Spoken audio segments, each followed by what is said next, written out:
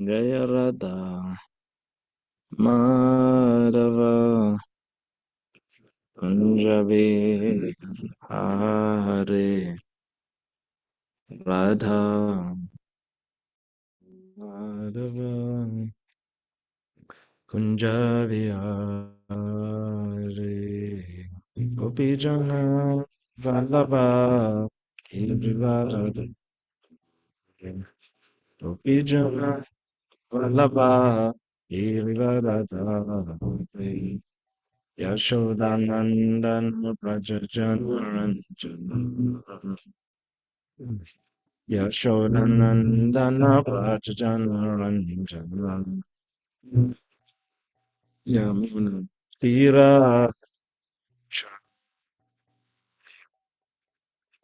Yamuna Tira Vanachamre Yamuna Tira Vanachamre Yamuna Tira Vanachamre Jaya Madhava Javina Radha Javina Gopijana Vallabha Girivardhara Gopijana Vallabha Girivardhara Yashodanandana Prajajanam Yashodanandana Prajajanam Iravanachari Yamun Iravanachari Yamunatiravanachari Yamunatiravanachari Hare Krishna Hare Krishna Krishna Krishna Ma Hare Rama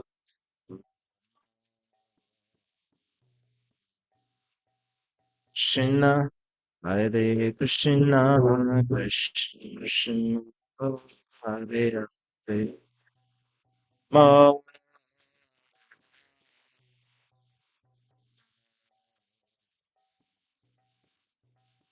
Krishna Hare Krishna Krishna Krishna Ma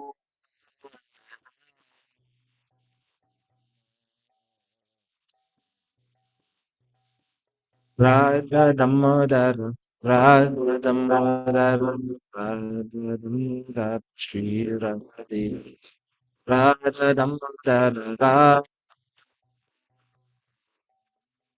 Shri Prabhupada Prabhupada Prabhupada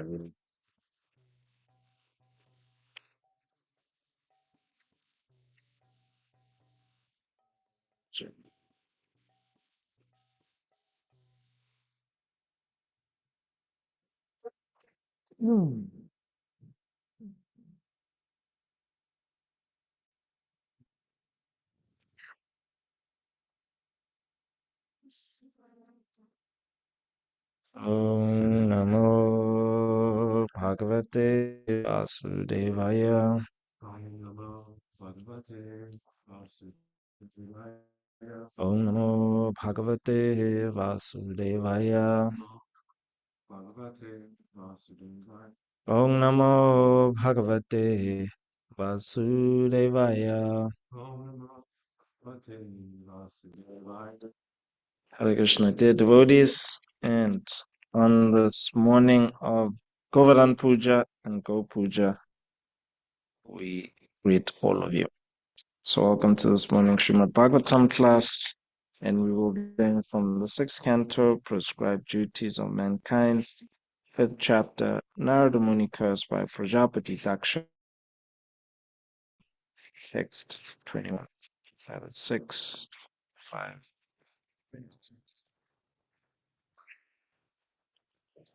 Narayanam namaskrityam naram chaiva narottamam devim sarasam tato jayamudirat. Nakshtaprayasva badreshu nityam bhagavata sevaya.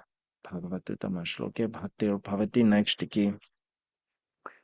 Iti vyavasita rajan. Haryashva ekachetasaha. Prayayustang parikramya. Pantanam manivartanam. Iti vyavasita rajan. Haryashva ekachetasaha. Prayayustang parikramya. Pantanam manivartanam. I'd like to read.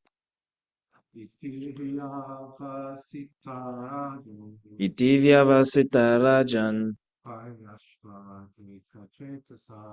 Haryashva ekachetasaha.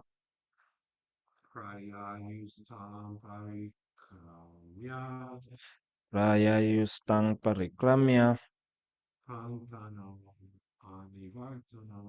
Pantana manivartanam. Would anyone online like to try to read? Iti vyavasita rajan.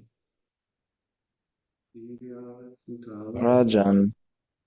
Haryashva ekachetasaha. Haryashva ekachetasaha.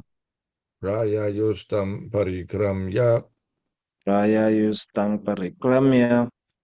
Pantanam anivartanam. Pantana manivartanam. Thank you, Prabhu. Anyone else? Please take advantage. It's a holy day today. It is the day of Govardhan Puja. Let us churn the nectar.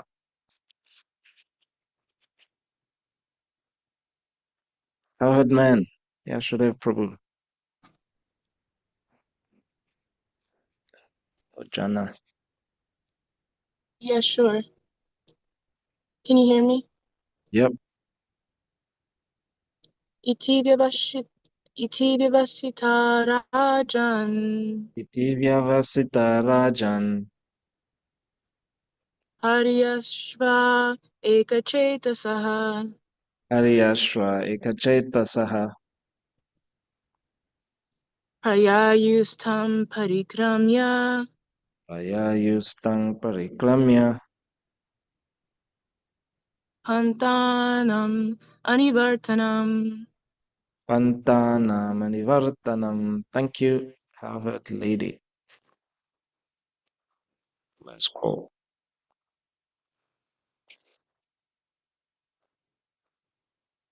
Okay, iti thus vyavasitaha,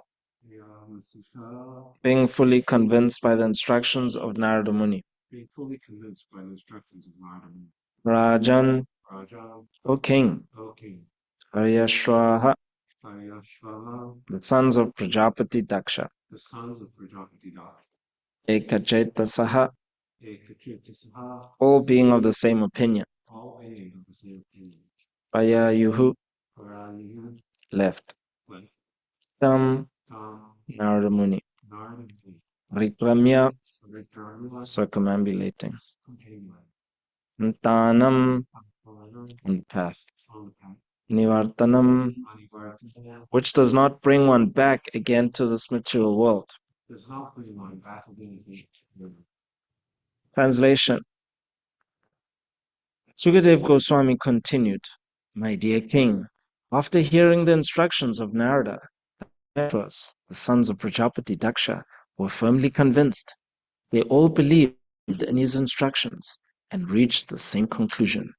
Having accepted him as their spiritual master, they circumambulated that great sage and followed the path by which one never returns to this world. Please repeat. Shukadev Goswami continued, My dear king, after hearing the instructions of Narada, the Haryashvas, the sons of Prajapati Daksha, were firmly convinced. were firmly convinced. They all believed in his instructions They all believed in his instructions and reached the same conclusion. and reached the same conclusion. Having accepted him as their spiritual master, Having accepted him as their spiritual master, they circumambulate to that great sage they circumambulated that great sage and follow the path by which one never returns to this world. and follow the path by which one never returns to this world. Purport by Srila Prabhupada. Srila Prabhupada ki jai. From this verse, we can understand the meaning of initiation and the duties of a disciple and spiritual master. The spiritual master never instructs his disciple. Take a mantra from me, pay me some money, and by practicing this yoga system, you'll become very expert in materialistic life. This is not the duty of a spiritual master. Rather, the spiritual master teaches his disciple how to give up materialism. The disciple's duty is to assimilate his instructions and ultimately follow the path back home, back to Godhead, from whence no one returns to this material world. After hearing the instructions of Narada Muni, the Haryashvas, the sons of Prajapati Daksha, decided not to be entangled in materialistic life, but begetting hundreds of children to take care of them. This would have been unnecessarily entangling. The Haryashvas did not consider pious and impious activities. The materialistic father had instructed them to increase the population. But because of the words of Narada Muni, they could not heed that instruction. Narada Muni, as their spiritual master, gave them the Shastric instructions that they should give up this material world. Disciples, they followed his instructions. One should not endeavor to wander to different planetary systems within this universe. For even if one goes to the topmost planetary system, Brahmaloka, one must return again. Chinye punye martya lokam vishanti. The endeavors of karmis are useless waste of time. One should endeavor life. As the Lord says in Bhagavad Gita 8:16, Abrahma bhuvanaloka punaravartinorjuna amupetya tukonteya punarjanma navidyate. From the highest planet in this material world down to the lowest, all are places of misery, wherein repeated birth and death take place. But one who attains to my abode, O son of Kunti, never takes birth again. Om Gyana Timirandasya Gyananjana Shlakaya Chakshu Uniltangina Tasmai Shri Gurave Namaha. Namo Om Vishnu Padaya Krishna Prashtaya Bhutale Shmate Bhakti Vedanta Swami Niti Namine. Namaste Saraswati Devi Gauravani Pracharne Nirvishesha Shunavari Paschatya Deshutarne. Jai Shri Krishna Chaitanya Prabhu Nityananda Shri Advaita Gadadhar Shivasari Gaura Bhakta Vrinda. Hare Krishna, Krishna Krishna, Hare Hare. Hare Rama, Rama Rama, Hare Hare. Iti Vyavasita Rajan Haryashva Ekacheta Saha. Ayayus Tang Parikramyapantanam Nivartanam. Shukadev Goswami continued, My dear king, after hearing the instructions of Narada, the Haryashvas, the sons of Prajapati Daksha, were firmly convinced. They all believed in his instructions and reached the same conclusion. Having accepted him as a spiritual master, they circumambulated that great sage and followed the path by which one never returns to this world. So the key word, convinced by the instructions of the spiritual master. Excuse me. So, so the Haryashvas have accepted and assimilated the instructions of the spiritual master. He instructed them once in allegorical form and using their natural intelligence, informed and formulated by the finalities that they were executing. They understood exactly what he was saying. And what he was saying was the rhetoric. He kept using the rhetoric, Kimasat Karmabir Bhavet. What can be the use of these temporary activities? What will be the gain? Kimasat Karmabir Bhavet. So this is what Krishna is also saying in the verses that Prabhupada cited in the purport in Bhagavad Gita, that all these places in the material world, all of them are places of misery. So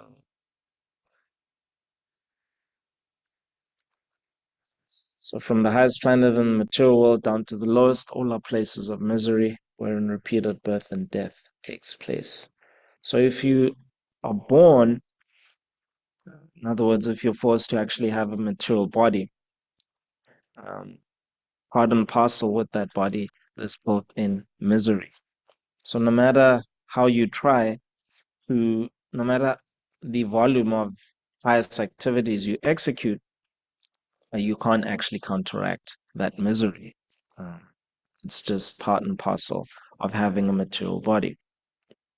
And so,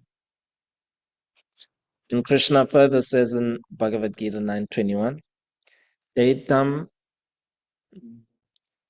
bhuktva swargalokam vishalam kshine punye martyalokam vishanti evang traye dharmam anupanna patagatam kama kamalabhante. When they have thus enjoyed vast heavenly sense pleasure, and the results of their pious activities are exhausted, they return to this mortal planet again. Thus, those who seek sense enjoyment by adhering to the principles of the three Vedas achieve only repeated birth and death. So, the principle that the Haryashvas were trying to execute was to follow the order of their father. But Narada Muni challenged that. He said, well, you actually do not know the order of your father. The order of your father is the father of your father, who is ultimately it's Garbhodakshai Vishnu, who is an expansion of Krishna. So Narada Muni, because these young boys, they had the fine intelligence to actually understand that their actual real father is not Daksha. Their real father is actually the Supreme Personality of Godhead, and he's instructing, please come back. Come back home, back to Godhead. And so this principle, by adhering to the instructions of the father, the result would have been, had they completed their austerities, had they created progeny by following the instructions of Daksha, followed in his footsteps by also becoming progenitors and becoming expert in creating varieties of living entities, then they would have attained to the heavenly planets. And Krishna is saying here, telling Arjuna, that once those pious activities are exhausted, you actually you return to the mortal planet again, the earthly realm. So in Swargaloka, time moves slower, and so your experience of 100 years is like it's like thousands of years on the earthly planet. It's a very long time, but still you're experiencing it as 100 years. And so that's really what Krishna is honing in on, is that when you view the heavenly planets from an earthly body, it looks like enjoyment. But in the ultimate sense, when you actually view it from above, then it's actually all the same. Kemasat karma bir bhavet. It's actually all futile.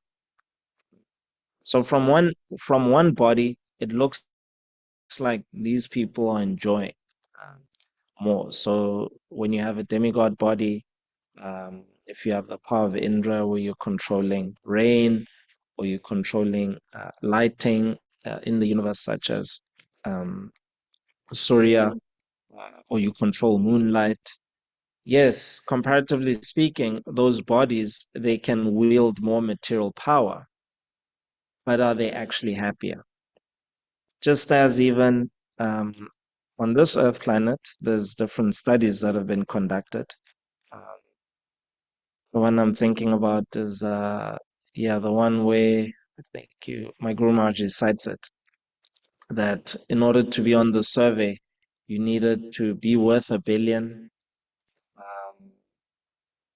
minimum, and then have 1 million in cash in your bank account in order to qualify for the survey. Mm. So a lot of these people who were interviewed were in the richest zip code in the US, which is, I think, Silicon Valley. And the end result of it was that they are actually in anxiety. That's what the result of the survey was. Um, and the anxiety is that social comparison, that they asked them, okay, why are you still working so hard, even though you have generational wealth? In other words, you never have to work again. And even your kids as well won't have to work again. So why are you still working so hard? And they are thinking, and the response was, well, what if my child at school, he hears, oh, his father's only worth 500 million. I think it was, sorry, lower, not worth 1 billion, but I think it had to be worth 1 million. And they asked us, okay, you're worth 500 million. So why are you still working? And he said, oh, what if my son, his playmate, father of his playmate is worth 1 billion? How will my boy feel? So this is completely futile because it's just a number. So much money to actually be in possession of so much cash. First of all, you can't eat that much. Even if, even sleeping, trying to enjoy luxuries on various hotels, and even there's like designer islands on this Earth planet. The quality of sleep is the same. Um, because when you're asleep, you're asleep. You're not thinking, oh, I'm like sleeping at such and such place, and therefore the pleasure, it's actually more. Similarly, eating, sleeping, mating, and even defending, you're still actually in anxiety. So it's not like you can extract anymore. And so this is really what Krishna is saying. The instructions of Krishna is that this vicarious, the spirit soul is enjoying vicariously. The senses themselves, he's not enjoying directly. And so whatever sense objects and paraphernalia one accumulates around their body, it's not that there's actually increased enjoyment. It's all just a mental concoction. Kima karma bir bhavet. It's actually futile. It is useless. So this is what the Haryashvas understood.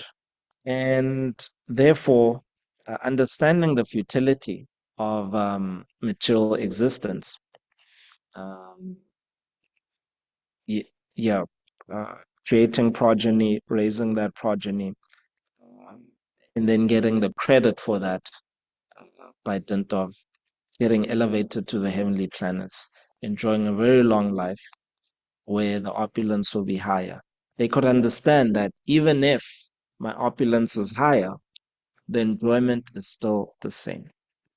It's not more because it's vicarious. Um, and so, therefore, they could actually assimilate and accept the instructions of Narada Muni just by hearing it once, and they demonstrated that understanding by basically continuing with their austerities,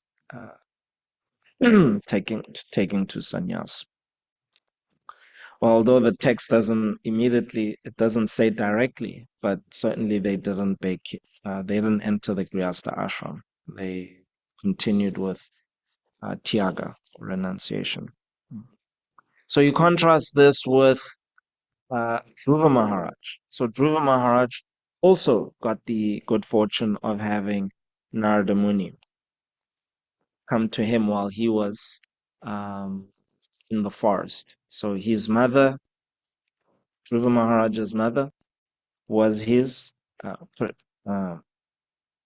Pradarsaka Guru. So she put him on the path. So the anxiety and the pain that he was experiencing was that he was rejected by his father. He couldn't actually sit on his father's lap because he was born of not the principal queen, but the secondary queen. And so as a result of that, his father neglected him. So he felt great pain. And so and so he was in distress. And so his mother told him, the only person who can actually mitigate your distress, who is friend of the poor, is Dinabandhu. It's Krishna. It's the Supreme Lord. And where can that Supreme Lord be found? Oh, the sages go looking for him in the forest. That's where he can be found. And so young Dhruva, he went to the forest looking for Dinabandhu, the friend of the poor, to actually mitigate his distress, to give him a kingdom greater than even that of his grandfather, Lord Brahma. And so Narada Muni came upon this young Dhruva who was very determined to find the Supreme Lord. And so Narada Muni gave him similar, not similar instructions, but he gave him an instruction. He told him, just go home, and then once you're older, you can come back and perform these austerities. And his response was opposite to that of the Haryashvas. He told them, your instructions cannot sit in my heart because being a young Kshatriya boy, he was struck just the humiliation of just being neglected by his father caused him so much of pain that he couldn't forget it. And so he told his spiritual master, your instructions cannot sit in my heart. And so Narada Muni gave him mantra, Om Namo Bhagavate Vasudevaya. And so he was able to actually assimilate that instruction, chant the mantras, and the super soul from within, the Chaita Guru, helped Dhruva Maharaj to actually achieve the perfection of that instruction. So he basically performed mystic yoga. He was never formally taught by another mystic on how to perform mystic yoga, going from asana to pranayama, and then dharana, dhyana, and then ultimately samadhi. So he didn't actually receive instructions. So from the text, we can understand as he actually performed these austerities, first of all, he was drinking water, then you reduce that, then he was basically subsisting on air only, then you reduce that, etc. So that was all coming from the instructions of Narada Muni. Om Namo Bhagavate Vasudeva. That's the mantra that he gave. So Narada Muni, he gave an extended mantra to the Haryashvas. And Prabhupada is saying here, the duty of the spiritual master. From this verse, we can understand the meaning of initiation and the duties of a disciple and a spiritual master. So the spiritual master does not encourage the disciple in prosperity religion. He encourages the disciple. He instructs the disciple to actually give up the cycle of birth and death completely. So he wants to give the disciple the ultimate benefit of actually going home back to Godhead. So suppose Dhruva Maharaj had followed the initial instructions of Narada Muni, yes, he would have actually also got perfection, but he decided not to. Okay, then the spiritual master said, okay, uh, you follow this path. Just as Lord Chaitanya instructed Raghunath Das Goswami to stay home. So Raghunath Das Goswami, he wanted to immediately give up and follow Lord Chaitanya. But Lord Chaitanya told him, no, the time isn't right. So you just stay at home. And he followed. And then eventually the time came and then he actually followed. He was able to join Lord Chaitanya. So the spiritual master's instructions, for one disciple, they appear to be opposite to another disciple. But if one follows, then the, if the spiritual master is bona fide, then you'll actually attain perfection. But the point is vyavasita, to be fully convinced and to accept them immediately. That is the point. And so here, we may not accept the mantras, the extended instructions of Narada Muni through this allegory as the Haryashvas understood it, but we should take it that whatever instruction our spiritual master gives us, we should accept it on our head and assimilate it immediately. So you contrast, you can even look at the life of Prabhupada as well.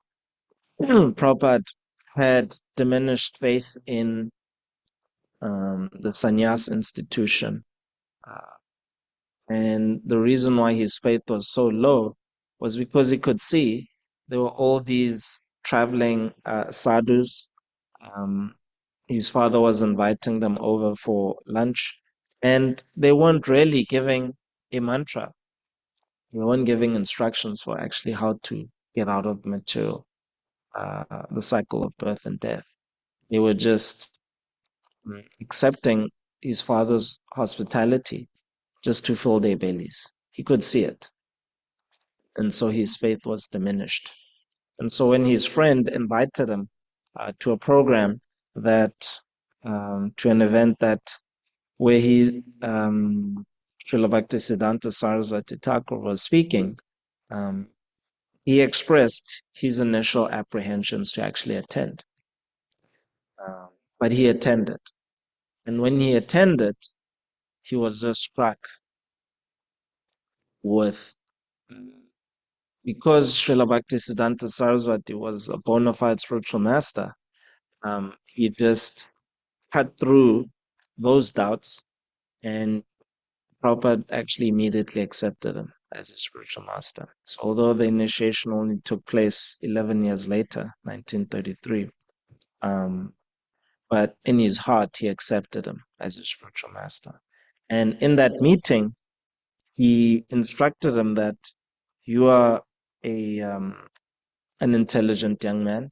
You should preach this message of Sri Chaitanya Mahaprabhu in English. And so since that mantra, preach in English, that mantra stayed on Prabhupada's head and ultimately in his heart, and he could never stop thinking about it. So he accepted it immediately. Yes. So even though he was a householder, but he was always, when you read Lilamrita, he was always trying to execute his spiritual master, execute the order of his spiritual master. He was writing different articles, contributing to the Harmonist, his spiritual master's periodical magazine. So all that he was doing was towards preparation, and he was actually in his own capacity doing it. So even with us as well, we should, whatever our spiritual master tells us, even if we can't do it immediately, we should at least make 1% improvement in going towards it, at least daily. We should do that. And yeah, with the power of compound interest, just that 1% step that you're taking, you should, it'll add up. And after a year, you'll actually be amazed how much progress you've made. Yeah. But the best thing is just to take it up fully immediately. That's the best thing. So today is the day of Govardhan Puja, and this is the day where we celebrate how the Brajabasis assimilated Krishna's instructions immediately. So it's quite extraordinary that a 7-year-old boy uh, told his father that you should not do this activity of worshipping Indra Yagya, but we should rather worship this hill, Govardhan, that's actually providing us subsistence. And they're accepting, Krishna's instructions. Yes, it was actually all out of love for Krishna. Mm. And Krishna was preaching karma mimamsa, saying that basically pious and impious activities are delivered like a machine. Indra's rainfall, it's even falling on places where they're not performing the Indra Yagya. Uh, but ultimately, it was all, yes, they actually accepted this as out of love for Krishna. So sometimes, as practicing devotees, things happen in our life. They can, be reverses. Um, we can have difficult decisions to make, whether to stay in one place, to leave this place, um, whether to change jobs or change occupations. So we can be at different junctions. But we should always see what is it that's actually going to help me come closer to Krishna. And the spiritual master is there to give us the guidance. And we should see that these instructions, whatever mantra, so taking the instructions of the spiritual master as a mantra, whatever he gives, it's all meant to bring you closer to Krishna. So ultimately, go back home, back to Godhead. And beyond that, we can even see the followers of, even for them, going back home, back to Godhead, isn't exclusively in the form of being in Goloka Vrindavan. Like, for example, Prabhupada, he was asked, like, so when you depart from this earth planet, where are you going? And he said he's going to start ISKCON in the lower planetary systems. So for the followers of Sri Chaitanya Mahaprabhu, yes, by accepting the order of the immediate Diksha Guru, ultimately it's to give pleasure to Lord Chaitanya. And Lord Chaitanya, he wants to see that everybody is chanting Hare Krishna, Krishna Krishna, Hare Hare, Hare Rama, Rama Rama, Hare Hare. So this is the great mantra for deliverance. So Lord Chaitanya wants everybody to actually to chant this mantra so that they can taste the fruits that he's given, which is love of God. And so, yes, whatever instruction that our spiritual master may give, it may seem a bit difficult to execute in the immediate sense, but ultimately we should know that it's meant to bring us closer to Krishna. And we can partake in the festivity of seeing Krishna all the time. So the Brajavasis, they were having darshan of Krishna for 7 days continuously. Yes. So this is the reward that actually awaits one, to see Krishna constantly. Um, and so so following the order of the spiritual master, we should think that today is an opportunity to actually enter that pleasure of always seeing Krishna. Are there any questions, reflections, or contentions? Yeah. So you want to speak so people can.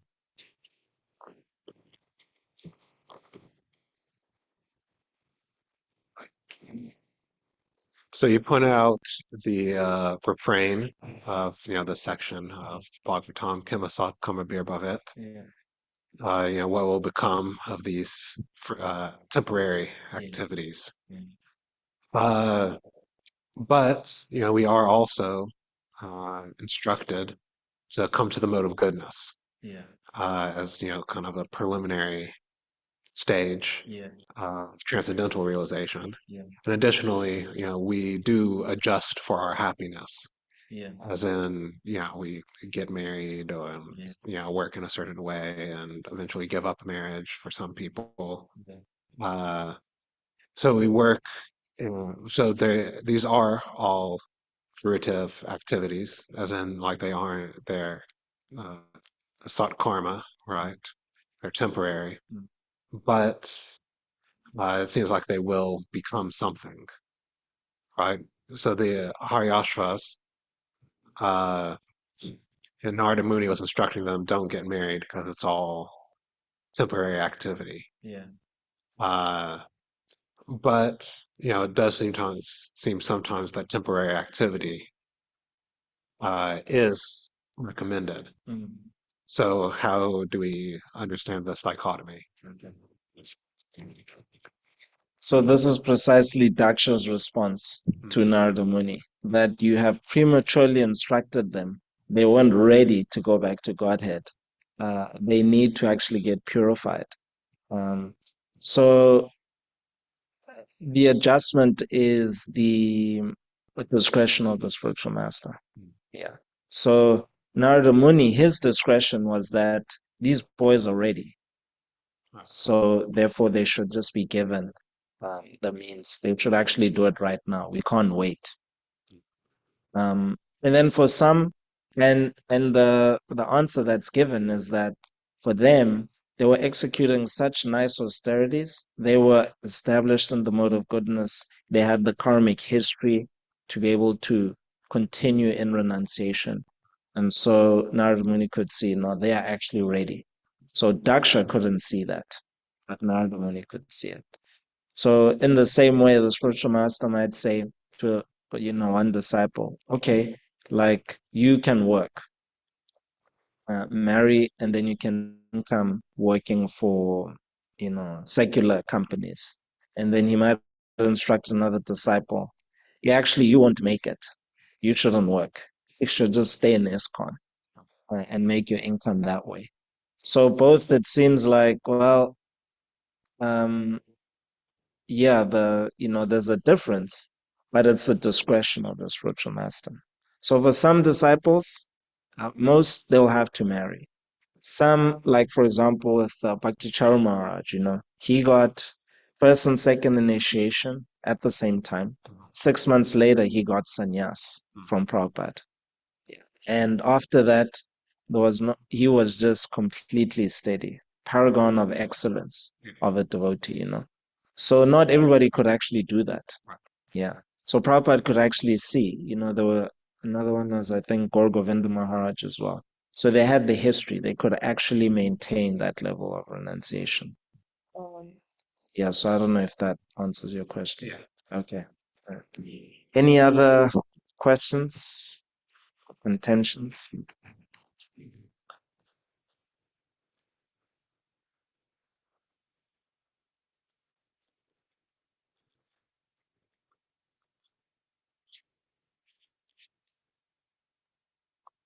Prabhu, I would like to thank you for an excellent class. It was really nice. And I have one quick question. I think twice I have heard from you that Srila Prabhupada indicated that his next stop would be the lower planetary systems. I'm wondering, where did you hear that? Yeah, so I think that is questionable. I guess it's ISKCON folklore, and yeah, if you can disprove it, by all means.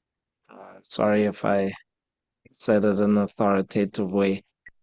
But yeah, I uh, I think that's questionable, Prabhu. Okay. Yeah, I'm just curious because if that's true, then my aspiration is to follow Srila Prabhupada wherever he goes and to try to get his association again, and that makes me a little bit nervous to have to go to the lower planetary systems. But um, yeah, I thought maybe you had something authoritative because I have not heard anything that could be said to be truly authoritative that way. I didn't ever hear that from Srila Prabhupada, so I thought maybe you heard something that I have not heard. But okay, so it's questionable. Thank you. Hare Yes. Krishna. Yeah, so the point I was making, I should have made it a different way, was when Lord Chaitanya was attempting to go to Vrindavan for a second time, and he gave the reason. The reason why he couldn't go was because of Gadadhar Pandit. Um, the separation from Lord Chaitanya would like almost kill Gadadhar Pandit, and so Lord Chaitanya wasn't going because of that. And Gadadhar Pandit heard this, and he fell down and he clasped Lord Chaitanya's feet, lotus feet, and he said, "Wherever Lord Chaitanya goes," the famous verse, "Wherever Lord Chaitanya goes, is Vrindavan." And so the point I was making was the followers of Lord Chaitanya. Um, they are, and also Shukadev Goswami. It's mentioned in the Bhagavatam that uh, you know these devotees, they're actually places of pilgrimage. So wherever they go, they actually make the tirthas more holy. Um, and so yes, so it doesn't really matter. So going back to Godhead, for the followers of Lord Chaitanya specifically, they can actually create a holy place and create an atmosphere such that everybody feels very joyful, um, tasting the nectar of being with Krishna.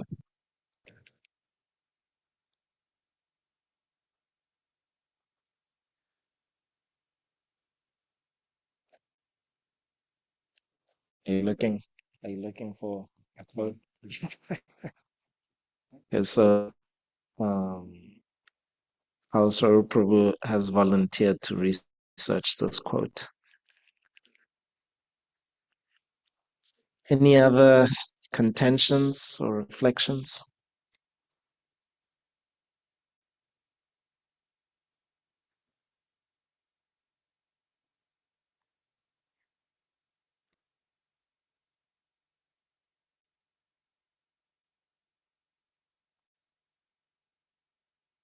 So there's apparently remembrance by Yadubara Das. It's Yadubar. Oh, Yadubar Prabhu from Elatra. I Okay. think so. Yeah.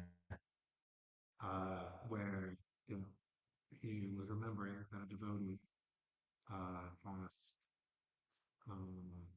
Nitai, who was Prabhupada's secretary at the time, did Prabhupada mention where he would go next life for preaching? Mm. Then Nitai, Prabhupada's secretary, said Prabhupada said he would go on to the lower planets to preach in the next life. And is that a letter? Is remembrance? It's a remembrance. Okay. So it's just like verbal. Verbal. It's not like a written. Okay. Yeah. So Tarka Prabhu, Kal Swarup has a positive hit in its search, and it's a remembrance by Yadvar Prabhu citing Remembrance of hearsay. remembrance of hearsay, citing Right. citing a former secretary of Prabhupada, your god brother Nitai Prabhu. So it's verbal, it's hearsay. But yeah, that's where I got it from. Okay, thank you very much. Okay. No, sometimes Okay. sometimes hearsay is authoritative. Um, There was a time in ISKCON. I'm getting an echo. There was a time in ISKCON when devotees would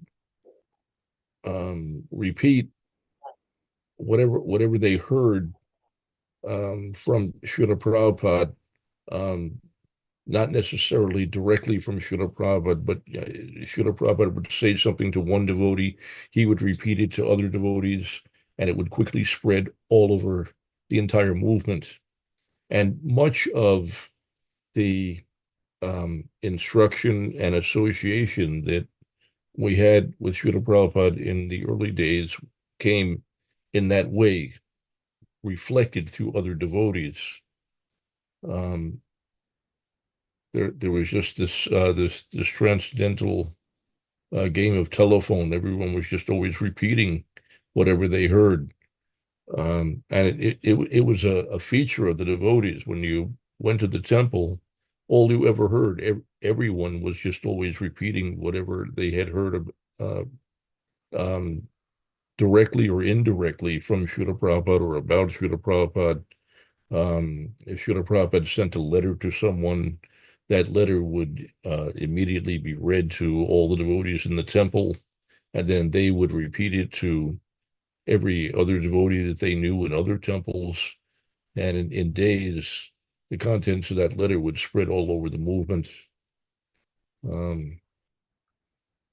So sometimes even indirectly, still authoritative, as long as the message is passed on accurately. And the devotees took great pains in those days to try to convey messages verbatim as accurately as possible.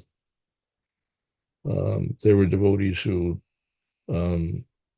initially had no association of Srila Prabhupada directly, and even at a time when we didn't have the benefit of books from Srila Prabhupada. So if Srila Prabhupada was not present, if you were in I don't know, say San Francisco and Srila Prabhupada was in New York or India, all you knew of Srila Prabhupada was what you heard from other devotees. So yeah, many devotees, that was their whole experience of Srila Prabhupada and Krishna consciousness. It came indirectly reflected through other devotees, but the potency was still there. The potency was very great. It was just like the direct association of Srila Prabhupada, but reflected through other devotees, sometimes through many different devotees in sequence, but still carrying tremendous potency. So that, and I think most of the Srila Prabhupada's disciples experienced that to one extent or another, because Srila Prabhupada was constantly moving, and it was not it was not a commonplace affair to get to even see Srila Prabhupada directly, and many of his disciples never actually saw him directly at all. But one of my realizations was I was struck by the fact that Srila Prabhupada was present in as he was reflected in his disciples. It was as though Srila Prabhupada was present, but it was a reflection, because the devotees took pains to accurately reflect Srila Prabhupada. Many of us, our advancement in the early years of our Krishna consciousness was based entirely upon our experience of Srila Prabhupada in those reflections in other devotees. Hare Krishna. Thank you, Prabhu. Okay, it's 7:59. We'll end here. Frantaraj Srimad Bhagavatam ki jai. Srila Prabhupada ki jai. Govardhan Puja Mahamahotsav ki jai. Nitai Gaur Pramanandi Hari Bol.